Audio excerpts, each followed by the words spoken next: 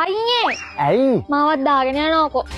අනේ මේ හෙල්මට් එකයි තියෙන්නේ ඔය පොලිසියෙන් අහුනොත් දඩ ගන්න වෙන්නේ. අනේ මොකක්ද ඔය? පොලිසියෙන් ඇල්ලුවා මම ඒක බලා ගන්න. තමුසේ බලාගයි අහක.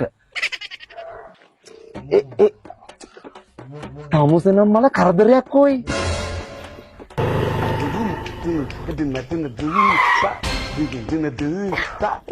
ඔය පොලිසියෙන්. මම ඒක බලා ගන්න. අම්මත්තා කොහෙද මේ යන්නේ? පිටිපස්සේ කෙනාට හෙල්මටුත් නැතුව ළඟට යන්නේ සර් කලබලේනේ. අමතක වුණා. අපරාධනේ. කොළුවත් ගෙදර තියලා එන්න එපා. අනේ මාමේ අයියා හෙල්මට් නැතුව මාව දාගෙන ඉන්න බෑ කියද්දි තමයි මම බලෙන් නැගලා ආවේ. අනේ අදට අයියට යන්න දෙන්නකෝ. එහෙමද චූටි නෝනා? අනේ ඔව් මාමේ අදට විතරක්. එහෙනම් තමුසේ යනවා. කොහා කොයිද යන්නේ? මං අයියට යන්නේ කි. තමුසේ මෙතන ඉඳන් බස් එකේ යනවා. කනවතෝව.